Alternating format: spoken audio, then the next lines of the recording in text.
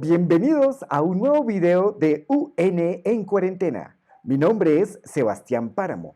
En el video de hoy les voy a hablar del verbo eimi, el verbo ser en griego antiguo, y además corregiré los ejercicios de la lección 17 del libro First Greek Book de White. Bienvenidos todos. Consideremos ahora los ejercicios de nuestra unidad. Tengo aquí los trabajos que ustedes hicieron. La primera estudiante, que es Valentina, no los copió en griego, voy a leer yo en griego. Voy a referirme a cosas especiales en estos que tengo señalados en rojo. Como ven, tenemos bastantes cosas de qué hablar. El primero dice así: Hautai hayoikia tirasekosi. Deben notar ustedes que hautai es el pronombre demostrativo hutos, que está aquí en nominativo plural femenino. Y concuerda en género, número y caso con oikia, es decir, tenemos aquí un pronombre demostrativo en función adjetiva. Cuando los demostrativos acompañan a un sustantivo, como les expliqué en el video pasado, el sustantivo por fuerza debe llevar artículo, como de hecho aquí lo tiene. La oración es muy simple: este es el sujeto, este es el verbo y este es el complemento directo. Y Valentina tradujo esto así: esas casas tienen puertas. Y está bien, pero deben tener en cuenta lo siguiente, y es que, como les expliqué, los pronombres demostrativos pueden funcionar como deícticos o como anafóricos. Cuando funcionan como deícticos, el primero, jode, sirve para referirse a lo próximo al hablante. El segundo, jutos, para referirse a lo que está próximo a nuestro interlocutor. Y el último, ekeinos, para referirse a lo que no está próximo ni al hablante ni al interlocutor. Si este es deítico aquí, se estará refiriendo entonces a lo que es próximo a nuestro interlocutor. Y uno diría, como tradujo Valentina, esas casas tienen puertas. Pero si no fuera deítico sino anafórico, es decir, si esta oración formara parte de un contexto en el que se ha venido hablando de unas casas, entonces hautai serviría para indicar que nos estamos refiriendo a algo mencionado hace poco. Y en ese caso, el español utiliza la palabra estas. Imagínense esto: hay unas casas sobre los árboles. Y en español diríamos, y estas casas tienen puertas. No diríamos en español, y esas casas. Si este hautai es no deíctico sino anafórico, la forma correcta para traducirlo sería mediante el demostrativo español estas. Por supuesto, esto no lo podremos saber sin contexto, y como aquí no tenemos contexto, pues entonces simplemente no lo podemos saber. Miremos ahora el segundo ejercicio. Aquí lo vamos a mirar en Camila. Camila sí las copió en griego. Dice el ejercicio en griego así: Hutoi hoi stratiotai epaion ton xenon. De nuevo tenemos un demostrativo en función adjetiva. Lo tradujo Camila así: esos soldados golpeaban al desconocido. Ok, hablemos un micro poquito de la palabra xenos. Es una palabra muy interesante en griego antiguo. Estoy mirando, están viendo ustedes un super diccionario de Liddell Scott and Jones que está con el Diógenes. La palabra xenos, lo primero que les puedo decir es que es una palabra que funciona tanto como sustantivo, aquí aparece enunciado como un sustantivo, como adjetivo. Si me pidieran a mí decir qué fue primero, si la gallina o el huevo, yo diría que primero fue el huevo, es decir, el adjetivo, y que después fue la gallina. Por supuesto, estoy mencionando lo de la gallina y el huevo porque en realidad uno no puede saber quién fue primero. Esta palabra funciona como un adjetivo o como un sustantivo. Cuando es adjetivo, es un adjetivo que se declina como agatos, agaté, agatón, y cuando es sustantivo se declina como logos. La palabra xenos significa extranjero. Eso es lo primero. Pero sepan que esta palabra que es muy frecuente en Homero significa algo más que extranjero. Voy a intentar explicarles qué es eso. Los griegos en época homérica, incluso en época de Platón, no tenían una nación. Los ciudadanos eran habitantes de una ciudad y tenían derechos dentro de sus ciudades. Por fuera de estas ciudades, más o menos cada cual estaba indefenso. Para contrarrestar esa indefensión, entre los griegos había una costumbre, una institución, la institución de la xenía. Y la institución es esta, y es que si un extranjero va de viaje y pasa por tu casa, es esperable que tú le des, lo acojas, lo dejes pernoctar en tu casa, que al día, después de dejarlo descansar y darle alimentación, al día siguiente lo despidas dándole algo de comida, que lo cuides. Y es también muy frecuente, o era muy frecuente, que en esas condiciones tanto el que da la hospitalidad como el que la recibe, el extranjero, intercambiaran algunos regalos. Una vez que ha pasado esto, se establecía entre estas dos personas una relación, un vínculo de xenía, una especie de amistad. Y este vínculo de xenía determinaba que la persona que dio hospitalidad ahora podía esperar ese mismo trato en el futuro. Es decir, que si yo viajé a Tebas y recibí de un tebano esta hospitalidad, el tebano deberá saber después que en Atenas tendrá a alguien que le dará la misma hospitalidad de la cual podrá esperar el mismo tratamiento. Esta relación de la xenía además se heredaba a los hijos. En Homero ocurre con cierta frecuencia que dos héroes van a entrar al combate y cada vez que los héroes homéricos van a entrar en combate se presenta, y como digo, ocurre con cierta frecuencia que en el momento de presentarse los héroes descubren que son xenos el uno del otro, porque sus padres recibieron la hospitalidad del uno del otro, el uno o el otro, como que es lo que quería decir. Y entonces se suspende la batalla. El xenía o ser xenos es extranjero, sí, pero es algo más que extranjero. Xenos es, de hecho, un término anacrónico para nosotros, porque es un término que describe algo que ya no existe, una costumbre o una institución que no existe en nuestro mundo. Los invito a considerar con algún cuidado lo que dice el líder Scott al respecto de xenos. Sí, podemos traducirlo como extranjero, pero en realidad es más complicado que eso. Bueno, dicho lo anterior, ahora sí miremos el ejercicio de Camila. Dice Camila así, estos soldados golpeaban al extranjero, más bien al extranjero. Y de nuevo podríamos agregar en este ejercicio que este podría verse como díctico o como anafórico, y dependiendo de cómo lo veamos podríamos traducirlo por esos, como hizo Camilo, o por estas, si lo vemos como anafórico. Ahora miremos el ejercicio número 3, que viene siendo por Andrés, que también los copió en griego. Aristipos de jotetalos xenos en autoi. En este ejercicio tengo dos cosas para decir. Les acabo de mencionar que la palabra xenos es extranjero, pero también xenos es un tipo de amigo, un amigo especial, una persona que ha dado hospitalidad o ha recibido hospitalidad de otro. Y antes creo que ya les había dicho que en griego antiguo todos los adjetivos que significan amigo o enemigo se construyen con complemento de adjetivo en dativo. A donde quiero llegar es que en español decimos, o más bien, es que si en español decimos amigo de o enemigo de, en griego y en latín se dice amigo o enemigo o xenos más dativo, con dativo. Y eso que les acabo de explicar explica por qué este autoi está en dativo. Por supuesto, estando esto en la lección dedicada a los pronombres demostrativos y autos, tenemos que decir qué uso de autos tenemos acá. Les conté que la palabra autos tiene tres usos. Cuando está entre el artículo y el sustantivo y concuerda con el sustantivo en género, número y caso, es pronombre de identidad. Cuando concuerda con un sustantivo en género, número y caso, pero no está entre el artículo y el sustantivo, es entonces pronombre enfático. Y si aparece en una oración y no concuerda con ningún sustantivo y además está en un caso oblicuo, es decir, acusativo, genitivo o dativo, entonces es el típico pronombre anafórico, como es el típico pronombre anafórico del español, el que llaman pronombre personal de tercera persona, el, la, lo, todos estos. Ok, dicho lo anterior, noten que autoi está aquí en dativo del singular y en esta oración no hay ningún dativo singular más. Total que sé que este autoi es el pronombre anafórico. Lo tradujo, ¿y por qué está en dativo? Por lo que ya dijimos de que xenos se construye con dativo. Aristipo era su invitado Tésalo. Bueno, esta oración, estimado Andrés, le quedó mal y su merced fue intuitivo.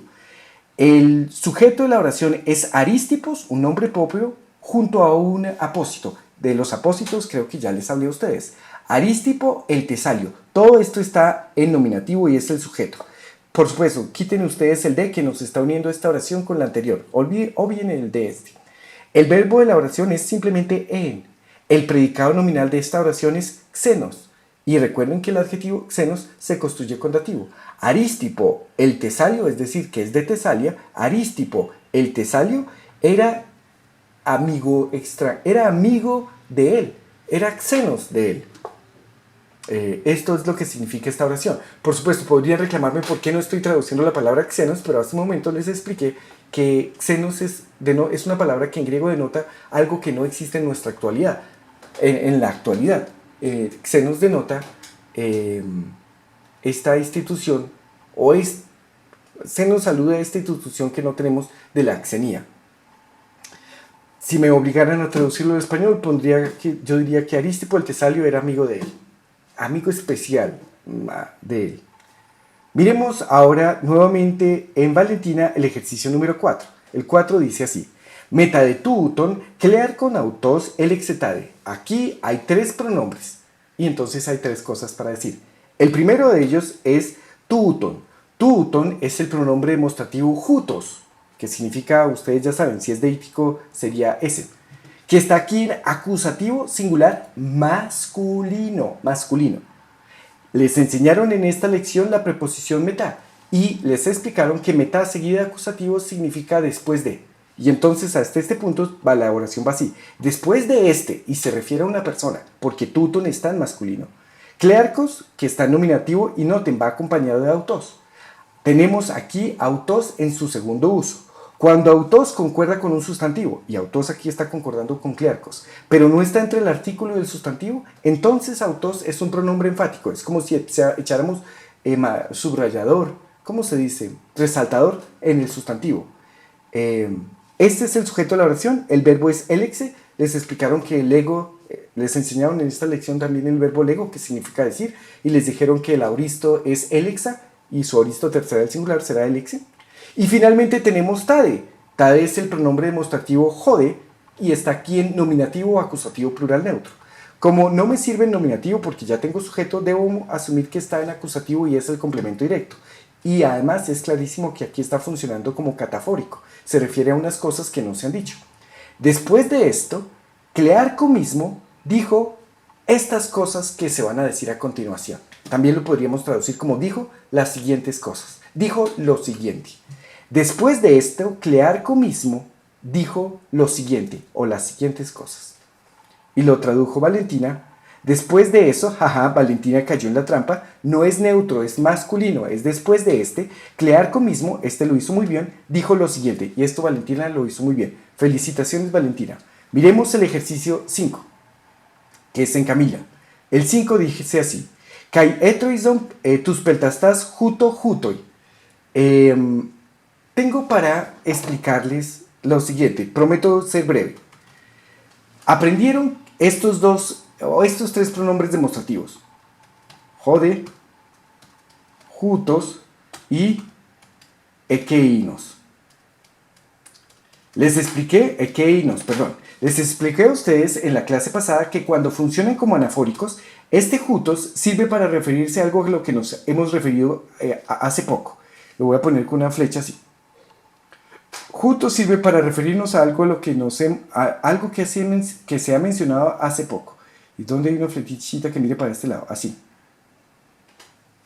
Ekeinos sirve para referirnos a algo que se ha mencionado con mayor anterioridad. Le voy a poner doble flechita. Ahí está. Y jode es catafórico. No sirve para referirnos a algo que ya se mencionó, sino a algo que se va a mencionar después. Así quedaría representado.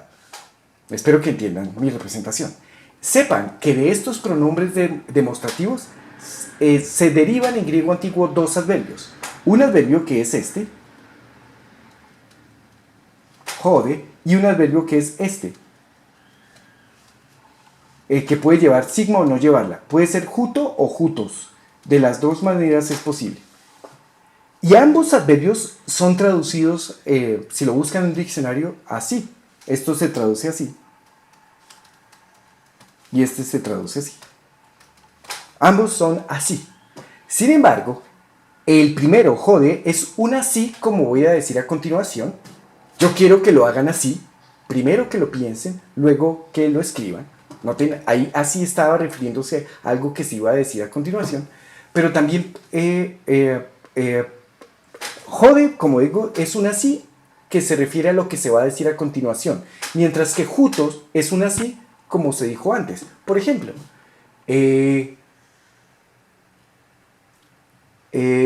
persuadiéndola durante meses con lo enseñado por el Platón en el Simposio, así enamoré a Paula. No sé si entendieron que ese así se refería a lo que yo había mencionado antes. Era por ponerles un ejemplo. Espero haberles ayudado con esto. Hay en griego antiguo dos adverbios que significan así, jode y jutos. y se diferenciarían en que el primero, jode, se refiere a lo que se va a decir después, un así, según lo que se va a decir después, y jutos, un así de lo que se dijo antes. Bueno, y esto lo mencionamos porque aquí les aparece jutos. Este es un así de como se dijo antes. Y reunían a los peltastas así estos. Y vamos a ver cómo lo tradujo Camila. Y así esos reúnen. Estaba en imperfecto, Camila. Esos reunían a los peltastas. Y así esos reunían a los peltastas. Si este juto y este íctico, pero si es anafórico sería estos.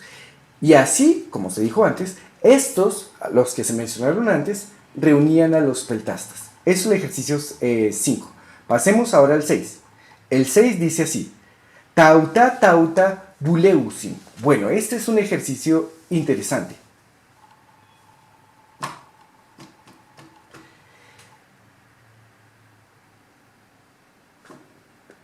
Yo podría explicarles las cosas así, miren.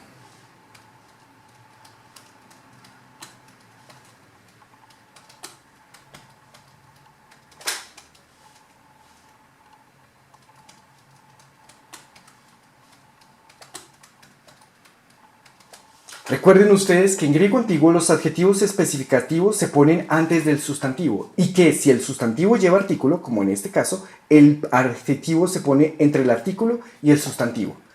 Ya les he explicado que autos tiene un uso en que funciona como adjetivo especificativo y se pone, por supuesto, entre el artículo y el sustantivo. Cuando autos funciona como adjetivo especificativo, entonces es pronombre de identidad. Ahora tengan en cuenta lo siguiente. En griego y en español los adjetivos se pueden sustantivar. Hoagatos antropos significa el hombre bueno, para decirlo en español normal, el hombre bueno. Pero basta con que uno omita el sustantivo para que el adjetivo quede sustantivado, transferido a sustantivo. Decimos en griego hoagatos y en español el bueno. El bueno me pagó, el malo no lo hizo. Ahí tendríamos dos adjetivos, bueno y malo, sustantivados. Y en griego antiguo pasa lo mismo. Se puede sustantivar un adjetivo, basta para ello omitir el sustantivo. Y ahora noten que si este autos aquí está funcionando como adjetivo especificativo y los adjetivos especificativos se pueden sustantivar, entonces este deberá poderse sustantivar y de hecho lo hace. Hoautos es como se dice en griego antiguo, el mismo, y aquí tiene el rol de un sustantivo. Creo que esto es lo que pasa en nuestro ejercicio, en este ejercicio que estamos considerando ahora.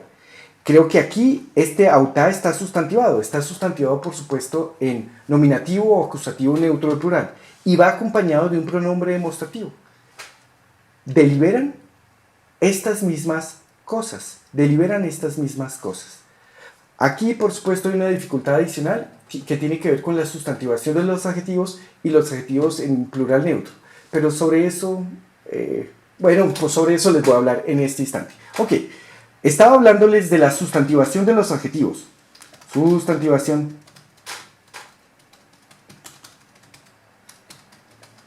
Y ya vimos lo siguiente. Ya vimos que hoagatos se puede entender como el bueno. Y entonces, G-A-G-T será, pongámoslo aquí en un espacio, será la buena. ¿Sí? Tuve dos novias, una mala y una buena. La buena me quería y la mala no. Ahí está, la buena. Está sustantivado simplemente. También podemos sustantivar en género neutro. El español no tiene género neutro, pero sí tiene restos o reliquias de género neutro. Y se los voy a mostrar. Así, esta es la reliquia del género neutro en latín. El latín sí tenía género neutro y algo de ese género neutro del latín nos pasó al español. Es este. Este es el artículo en género neutro. Y soy consciente de que en español no hay género neutro. Es que nos queda no género neutro, sino restos de él. También, por supuesto, podemos sustantivar en plural. Y podremos decir hoi, aga, toi. Y en griego y en español será los buenos. Y podemos decir hai, aga, tai, que será las buenas. Noten que hasta este punto el español le ha seguido el ritmo al griego antiguo. Corren ambas lenguas por parejo. Sin embargo, en este punto el griego deja regado el español. Ta, agata, es el nominativo o acusativo plural neutro del adjetivo agatos. También en griego antiguo se pueden sustantivar en neutro plural. Y aquí sí no tenemos nada. Aquí solo puedo poner, lo voy a poner así, con emoticón de muerto. ¿Cuál será el emoticón de muerto? Este y este. ¿Sí? El español no puede hacerlo. El español no tiene género neutro, tiene restos de género neutro, un poquito de género neutro, pero no tenemos neutro plural. Esto no se puede pensar en nuestra lengua. Bueno, o no se puede pensar tan simplemente. Y quiero indicarles a qué se referían los griegos con tagata. Imagínense que ponemos en un conjunto todas las cosas de las cuales se dice que son buenas. Es decir, va el chocorramo ahí, los niños, va el amor, va la salud, va el campo, va el estudio, va el entusiasmo. Todo lo bueno lo ponemos ahí. Para referirnos a todo eso, en griego antiguo diríamos tagata. ¿Qué es tagata? El conjunto de todas las cosas, no el conjunto, sino cada una de las cosas y todas las cosas de las cuales se dice que son buenas. Esa es tagata. Y esto se utiliza así en filosofía. En Platón y en Aristóteles esta gente todo el tiempo va hablando de takaka o tagata, es decir, los adjetivos sustantivados en neutro plural. Recuerden ustedes que mediante esto los griegos se referían al conjunto de todas las cosas que tienen una propiedad. Y no, en español es normal que traduzcamos esto así, las cosas buenas. Esta traducción, sin embargo, no es tan afortunada porque parece excluir a las personas. En tagata también están mis hijos, que no son cosas. Si yo digo en español las cosas buenas, posiblemente ustedes no se imaginan que me estoy refiriendo también a mis hijos. Espero haberles ayudado en esto. Entonces, en este ejercicio que está mirando Andrés, no solamente está la dificultad de este sustantivado, sino además de que está sustantivado en neutro plural. Estas mismas cosas planean estas mismas cosas. Y él dijo planean eso mismo. Pues no es eso mismo, pero tampoco es que esté tan alejado. Bueno, le voy a poner una calificación a Andrés. Tararí, tararí, tararí, tararí. ¿Qué le ponemos de calificación? Que lo quedó regulinis, entonces uno le diría que es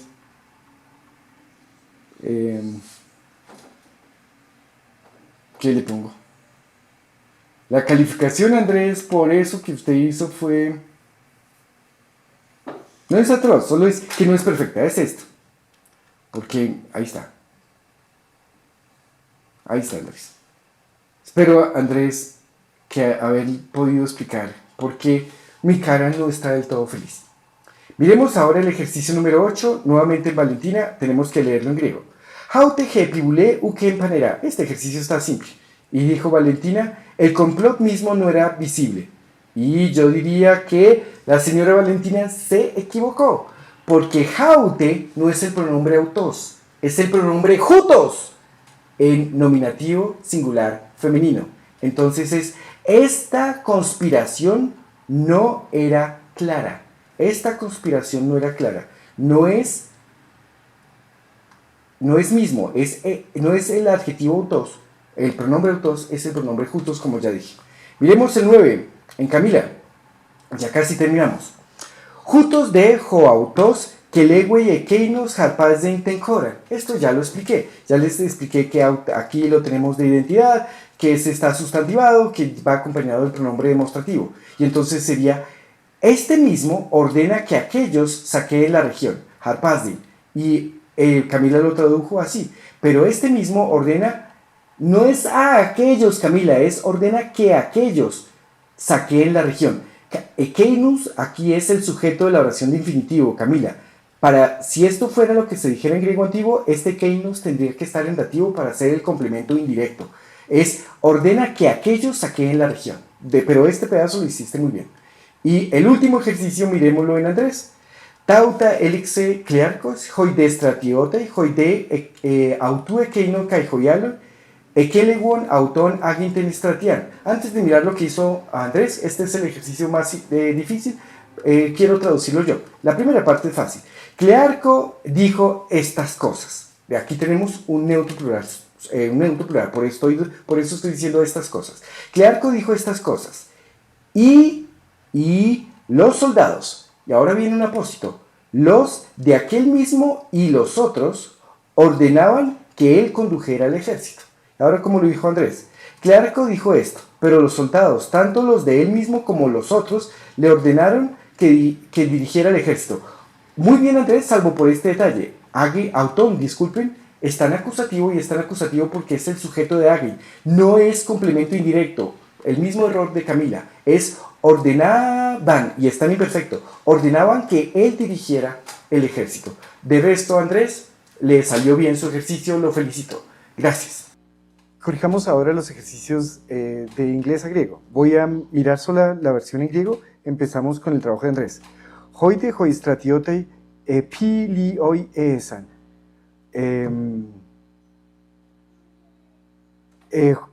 Tendría aquí una anotación ortográfica. Hoide tiene acento agudo. Esto está bien acentuado. Pilios es amigo, pero la forma más normal de decir amigos es pilos, no pilios, sino pilos. Del adjetivo pilos se derivó un segundo adjetivo que es pilios y significan más o menos lo mismo, pero el segundo es menos usado. Si la idea de Andrés era decir estos soldados eran amigos, sería hoide hoistratiote piloi esan. Veamos si era eso lo que les pedían. Ups. Como lo que les pedían era decir estos soldados eran amistosos, no simplemente amigos, creo que la traducción correcta es la que propuso Andrés. Pilioi aquí es más correcto que simplemente pilos. Pilos es amigo, pilios es amistoso. Bien, Andrés. Miremos el segundo en Valentina. Kyros epemse toisdes stratiotes autus miston. Bueno, aquí hay varios problemas, Valentina. Kyros es un nombre propio, los nombres propios llevan mayúscula inicial, esta capa debería ser mayúscula. Épemse le pusiste acento grave y debe ser acento agudo. Valentina, la regla es muy simple, solamente hay acento grave, es decir, este que es así, cuando la palabra tiene acento agudo en su última sílaba y está seguida por palabra acentuada, es decir, el único sitio donde es posible encontrar acento grave es en la última sílaba de las palabras. Épemse, épemse, épemse, está bien. Ahora, Ciro envió a estos soldados. Tois está bien, pero recuerda que cuando en griego antiguo un demostrativo va acompañando el sustantivo obligatoriamente debe llevar artículo. Entonces es la regla de esta la mesa. Se dirá tois stratiotais. Y aquí no es espíritu, sino acento agudo sobre la omega. Y ahora a estos soldados, no sé qué hacer con autus. Mistón es el complemento directo, pero autus aquí lo pusiste en acusativo plural masculino y no concuerda ni con este ni con este. Voy a mirar el texto en inglés.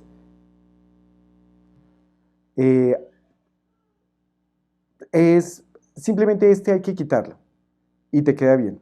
Las correcciones, entonces, este se va. Este se va. Ciro con capa mayúscula, a ver si lo podemos... No, ahí hay una capa mayúscula. Epse tois stratiotais miston. Y así queda bien el ejercicio. Miremos, Camila, el siguiente ejercicio. El 3. Solo lo voy a mirar en griego, solo en griego, solo en griego, solo en griego. Ahí está. Dejo estrategos elege autoistade. Bueno, varias cosas para observar. La primera, Camila, es que de es pospuesta. Nunca se pone entre las dos cosas que unen, sino siempre después de la primera palabra del segundo elemento que está uniendo. Este de tendrías que ponerlo después del artículo. Jo de strategos, que lleva acento grave sobre la omicron. Elege, este sería el imperfecto tercera del singular. Decía autois, a ellos, tade, esto. El general le decía a ellos estas cosas. En inglés no hay forma de diferenciar un imperfecto de un aoristo. Total que este podría ser imperfecto, sí, pero también, sería... podría ser imperfecto o podría ser un aoristo, cualquiera de las dos. Y el ejercicio estaría bien. El general, ¿dónde es que estaba? Sí, eso estaría bien, salvo las observaciones, Camila, que ya te hice. El siguiente ejercicio, que sería de Andrés, agusi auton eis ton auton strategon. Entonces sería lo conducen hacia el mismo general. Así le quedó a Andrés. Y veamos en inglés. Lo conducen al mismo general. Sí, tal cual. Está perfecto. Y aquí tendríamos un anafórico y aquí uno de identidad. Y en cuanto a acentos y eso todo está, pero perfecto. Lo felicito, Andrés. Y creo que solo tenemos 4 ejercicios. Ahora vamos a mirar el texto. Lo voy a hacer rápido. Hagámoslo rápido. Empezaríamos con Valentina. Valentina no lo copió en griego. Jutos un epimileton ten stratian etrois den hokyros. Esta oración está facilísima y la tradujo Valentina así. Entonces, de este modo, hacia Mileto, Ciro reunió a los soldados. Bueno, es el ejército. Ciro reunía el ejército contra Mileto, la ciudad de Mileto, griega de Mileto, de esta forma, de la manera como se dijo hace un momento. La siguiente oración que pasaríamos a Camila.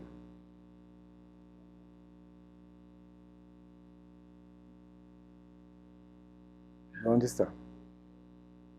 ¿Dónde está esa oración?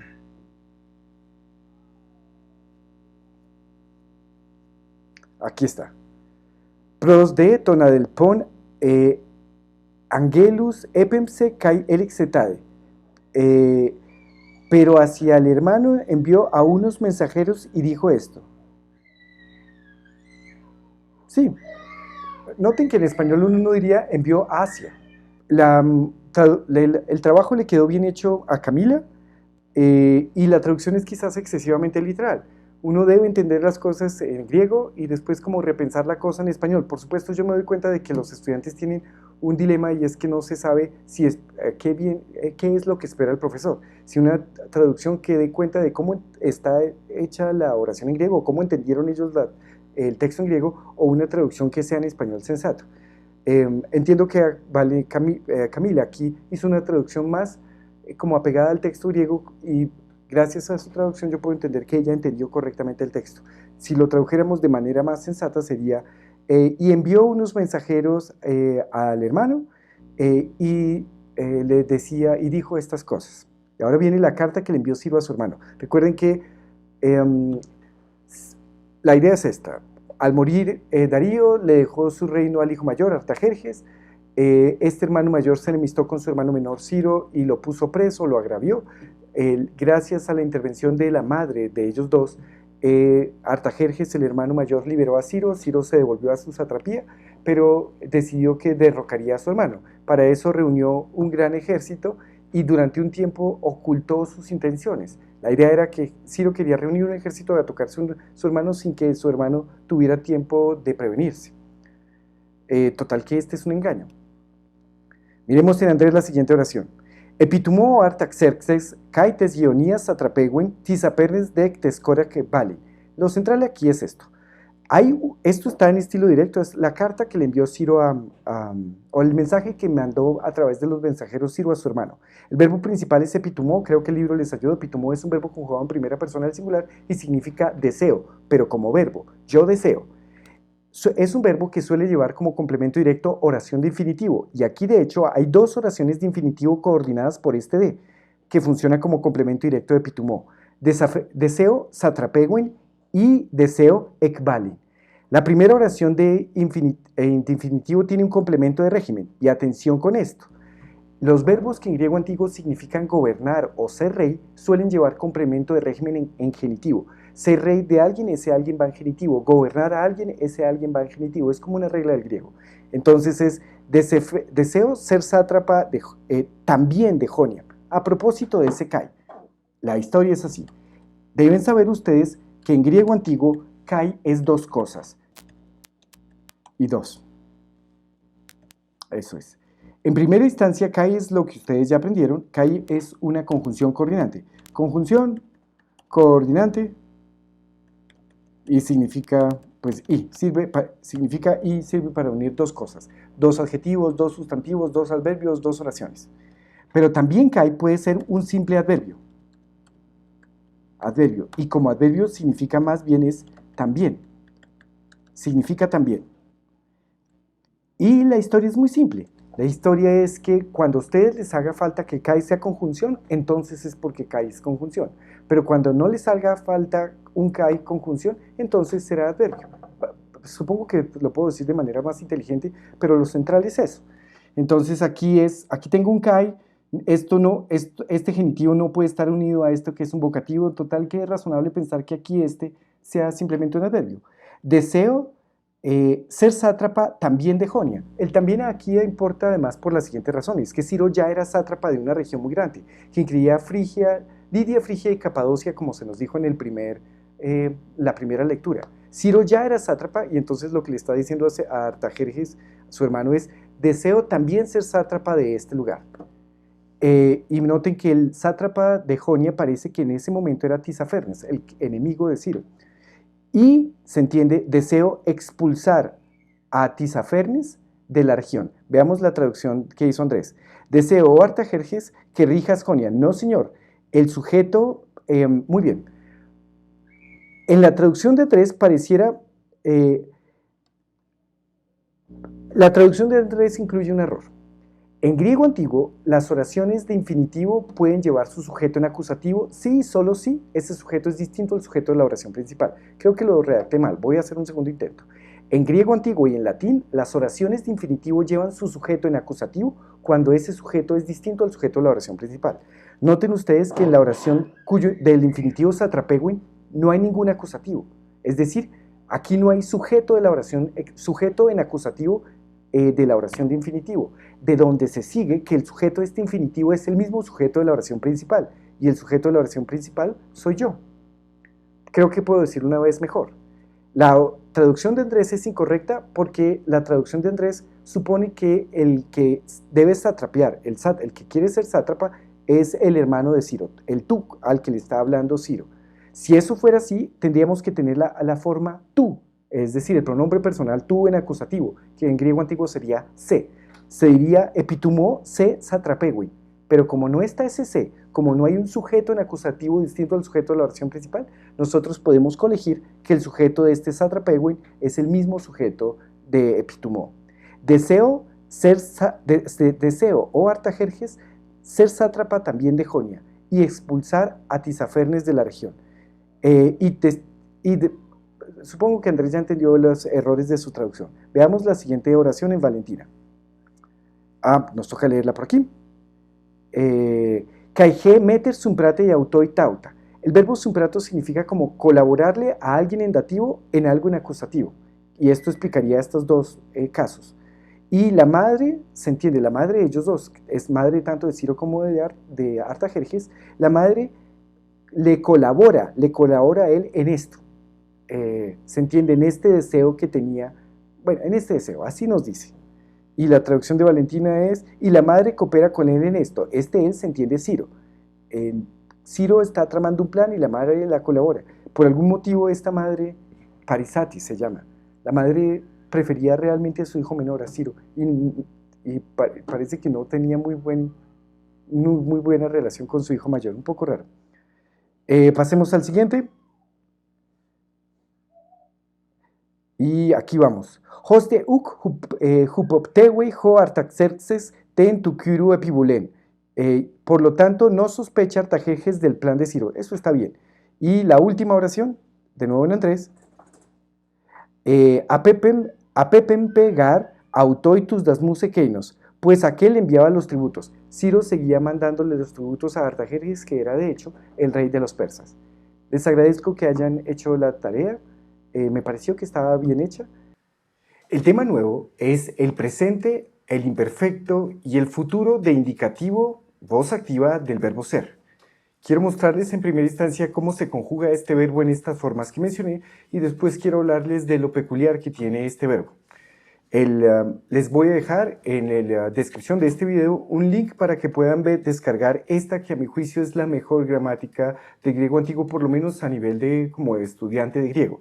Es una gramática fantástica, es muy completa, ya no tiene derechos de autor, total que la pueden descargar e imprimir sin ningún problema, y tiene, fuera de que es muy completa, está muy bien escrita, es muy razonable, tiene además un índice de materias al final muy bueno, mediante el cual muy fácilmente podrán encontrar lo que quieran.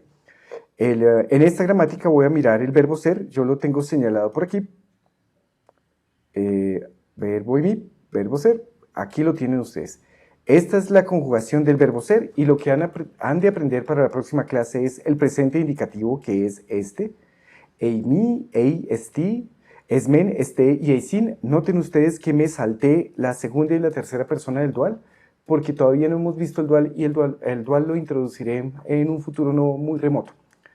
Deben también aprender el imperfecto, que es este, en o en, esta, en, y para las plurales, emen, emen, ete y esan. Y además deben aprender el infinitivo, que es eine, y por último el futuro, que es el que tienen ustedes aquí. Yo seré se dice esomai, tú serás es esei o esei, tercera el singular estai, estai nos saltamos el dual, esometa, es este y esontai. Eso para las tres personas del plural. Esto es lo que tienen que aprender, esto es lo novedoso, estas formas del verbo ser. Y ahora les quiero hablar de lo peculiar que tiene el verbo ser. Recuerden, quiero que consulten esta gramática, quiero que la miren, es una gramática excelente. Bueno, lo que tiene del peculiar el verbo ser, vamos a crear aquí un nuevo documento. El verbo y mi. Perdonen que repita esto, pero recuerden ustedes que los verbos en griego antiguo y en latín se enuncian por su presente indicativo voz activa primera persona del singular. Recuerden entonces que en griego antiguo no hablamos del verbo amar, sino hablamos del verbo amo. No hablamos del verbo ser, sino del verbo soy. Cuando se enuncian los verbos, cuando se mencionan los verbos, se mencionan en su forma de presente indicativo voz activa primera persona del singular. En español, por el contrario, los verbos se enuncian, en infinitivo. Eimi propiamente es soy, pero como estamos hablándoles del verbo, como estoy intentando nombrar el verbo y como así se nombra en griego y como en español se nombra mediante el infinitivo, lo natural es que digamos que el verbo imi es el verbo ser. Espero haberles logrado explicar esto tan simple. El verbo ser tiene como por lo menos tres cosas interesantes. La primera, este es un verbo defectivo, llaman defectivo a los verbos que no tienen todas sus formas. Este es un verbo que solamente se da en voz activa. Pronto, de hecho, en el próximo video vamos a hablar de otras voces del griego antiguo. Este verbo, como dije, solo se da en voz activa. Y este verbo solo tiene presente, imperfecto y futuro. No hay para este verbo ni aoristo ni perfecto. No estoy seguro de que esta sea la explicación correcta, pero a mí se me ocurre que una explicación de que las cosas sean así se debe al hecho de que el ser es dura. El verbo ni denota ser y el ser dura. Y por eso, a mi juicio, quizás es que el verbo ser solo tiene las formas en las que se hace énfasis en la duración. La segunda cosa notable, quizás la más notable desde el punto de vista de la conjugación del verbo ser es esta. Han aprendido ustedes a conjugar verbos como luo. Lo que he puesto aquí en la hojita es el presente indicativo voz activa primera persona del plural del verbo liu. Y en cuanto a la morfología, hemos visto que esta parte liu es la raíz del verbo. Este es el sufijo aspectual durativo y men es la desinencia, que indica primera persona del plural. Pues bien, en el verbo ser, esta primera persona del plural de presente indicativo de voz activa es así. Y puede uno notar aquí ya varias cosas. Una, que la raíz del verbo ser es. No es gratuito que en español también digamos que él o ella es. Es la misma raíz indoeuropea. La raíz del verbo ser está aquí. Y la segunda cosa notable que deben entender es esta. Como el verbo ser solo se da en sus formas de aspecto durativo, no necesita sufijo aspectual durativo, porque el verbo ser ya es durativo. Noten que la diferencia fundamental que hay en la conjugación de entre esta y esta es que aquí tenemos sufijo aspectual durativo, mientras que aquí no lo tenemos. El verbo ser se conjuga de manera distinta, o dicen que es un verbo irregular, pero la irregularidad tiene como base el hecho de que en este verbo la raíz se une directamente a las desinencias que ya conocemos. Y como en este caso no hay una vocal de unión, se producen unos cambios fonéticos que no se dan en los casos donde sí hay sufijo aspectual durativo. La irregularidad, la supuesta irregularidad del verbo ser, perdonen, lo repito por última vez, se debe a que en este verbo no hay sufijo aspectual durativo y entonces la raíz se une directamente con las desinencias que ya conocemos. Se producen aquí unos cambios fonéticos que no se dan allá. Eso es todo. Esto es lo fundamental del verbo ser. Entonces las peculiaridades son que es un verbo defectivo, solo tiene presente, imperfecto y futuro de voz activa. Es un verbo además cuya raíz es, y este verbo además es atemático, en el sentido en que llamamos atemáticas a las formas verbales en las que la raíz se une directamente a las desinencias. Y la última cosa que tiene de peculiar este verbo, se los voy a mostrar en su conjugación, es que en estas formas que voy a marcar en rojito, es decir, solamente en presente, solamente en indicativo y en todas las personas salvo la segunda persona del singular. En primera del singular, tercera del singular, en las dos del dual que por ahora no vamos a estudiar y en las tres del plural. En estas formas que está señalado en rojo, el verbo ser es enclítico. Necesito explicarles ahora qué es enclítico. Miren ustedes, en español y en griego antiguo hay palabras no acentuadas. Ya voy a poder. Tanto en español como en griego hay palabras no acentuadas. Sepan ustedes que las palabras no acentuadas, es decir, palabras que no tienen acento en absoluto, se subdividen en dos. Unas que llamamos proclíticas y otras que llamamos enclíticas. Y la historia es así de simple. Proclíticas son unas palabras que no tienen su acento y que se pronuncian el mismo golpe de acento que la palabra que le sigue. En español es proclítica esta. El artículo en nuestra lengua es proclítico, no tiene acento. Uno no dice el perro, uno dice el perro y ahí solamente hay un acento. En el griego antiguo el artículo también es proclítico. Se dice sí en griego antiguo el perro. Kyun es una palabra de la tercera declinación que ustedes no han estudiado, pero el caso es que aquí tampoco se dice ho kyun, se dice ho kyun. Noten que el artículo en griego antiguo no tiene, aunque se le marque acento, de hecho el artículo en todos los casos es proclítico, es palabra no acentuada. En griego y en español hay palabras que no tienen acento. Las palabras que no tienen acento se dividen en dos, unas que llamamos proclíticas y otras que llamamos enclíticas. Proclíticas son las palabras que no tienen acento y se pronuncian en el mismo golpe de acento que la palabra que le sigue, mientras que enclíticas son palabras que no tienen acento y se pronuncian en el mismo golpe de acento que la palabra que las precede. En español tenemos unos pronombres enclíticos simpáticos, como esto, miren. Piénsalo. En español la verdad es que piensa es una forma del verbo pensar. A esta forma verbal, sin embargo, le pegamos un pronombre enclítico, un pronombre que no tiene acento. Los hablantes de español, o muchos de ellos, no terminan de comprender que aquí en realidad no hay una palabra sino dos fundidas. La convención ortográfica es que las escribimos pegadas, pero podríamos escribirlo así, bastaría hacer una reforma ortográfica. Lo es un pronombre enclítico, no tiene acento y se acentúa en el mismo golpe de acento de la palabra que la precede. En español, perdón, vuelvo a decirlo, es costumbre que estos enclíticos se escriban pegados a la palabra, pero en realidad es una palabra distinta. Es el verbo pensar pegado en una forma especial que lleva un enclítico, un pronombre enclítico después. En griego antiguo, el verbo ser en estas formas, que voy a marcar acá, en estas formas, ¿dónde estás? Ya voy a llegar. En estas formas que les he enseñado, que están marcadas aquí en rojo, es enclítico, no tiene acento. El libro o la gramática les pone acento aquí, noten, tenemos acento agudo aquí, aquí, todos tenemos acento agudo, porque cuando uno enuncia una palabra enclítica, una palabra no acentuada, sola, pues es inevitable que tenga que ponerle acento. Pasa lo mismo con el artículo. Si yo quiero hablar del artículo él, en este caso es inevitable, queda él con acento. Si aislamos estas formas del verbo ser, que he puesto en rojo, las aislamos de un contexto, le quitamos el acompañamiento de las palabras en cuyo acento se apoyaría, es natural que tengamos entonces que pronunciarlo con acento. Dentro de un contexto, es decir, en el griego real, eimi, esti, esmen, estei, esi no llevan acento y se pronuncian en el mismo golpe de acento que la palabra que las precede.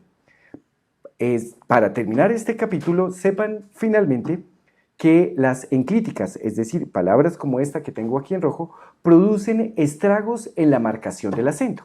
Sin embargo, estos estragos se pueden pintar fácilmente en una reglita de bolitas.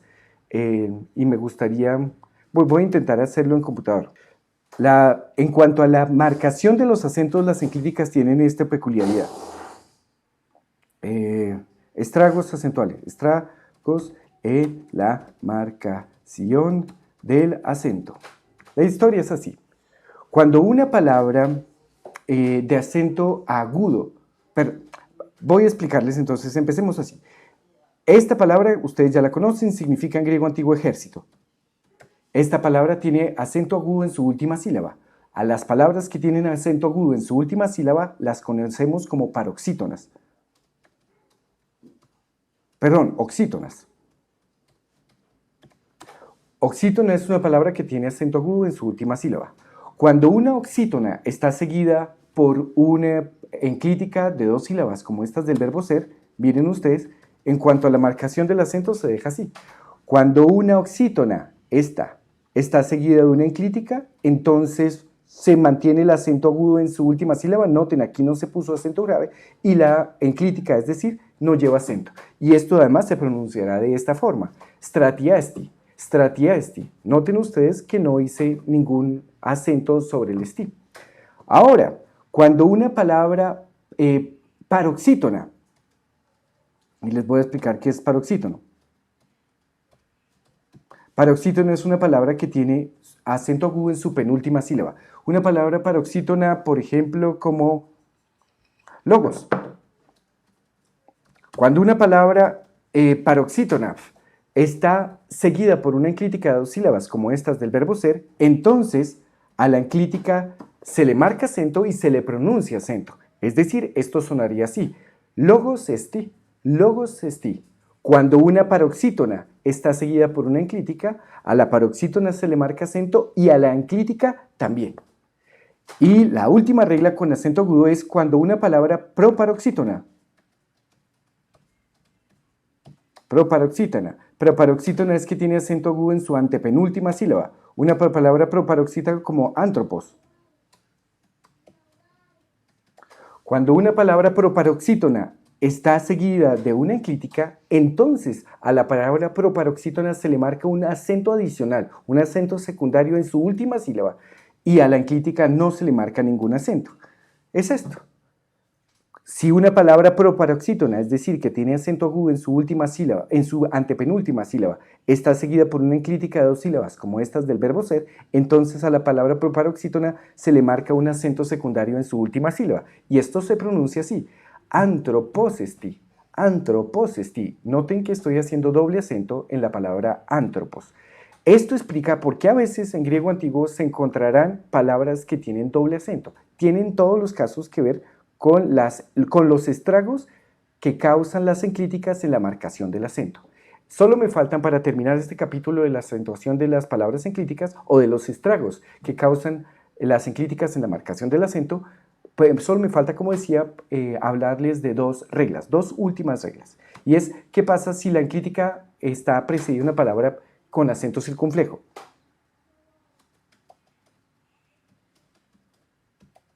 Llamamos perispómena a una palabra que tiene acento circunflejo en su última sílaba. Piensen ustedes en el genitivo de logos. O de oikia, más bien. Oikion es el genitivo plural de la palabra oikia. Todas las palabras de la primera declinación forman su genitivo plural con acento circunflejo sobre la omega final. Oikion es, perdón, lo digo una última vez, genitivo plural de esta palabra oikia.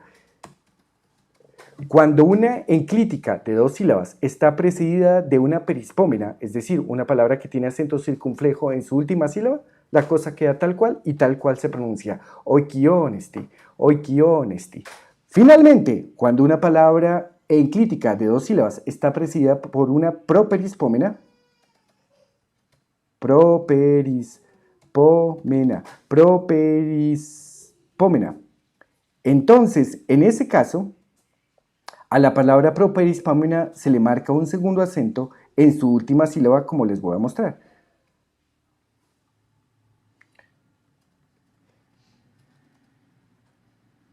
La palabra regalo, palabra de género neutro de la segunda declinación, tiene acento circunflejo en su penúltima sílaba. Si estuviera seguida por esti o si está seguida del verbo esti, entonces en este caso a la properispómena se le marca un segundo acento. Estas son todas las reglas de la acentuación o de los estragos que causa en la marcación del acento las palabras enclíticas. Recuerden, son enclíticas estas formas del verbo ser, estas que he señalado en rojo.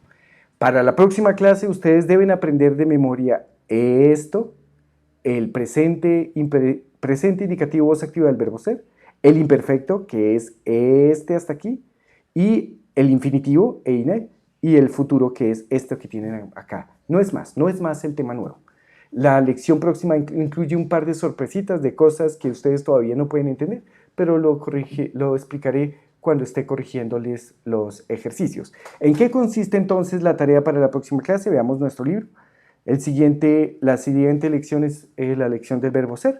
Miren la parte teórica, miren por favor el vocabulario y hagan estos ejercicios, es decir, el párrafo 171, el párrafo 172 y finalmente la lectura del párrafo 173. Esa es la tarea. Muchas gracias. Nos veremos en un próximo video. Hasta luego.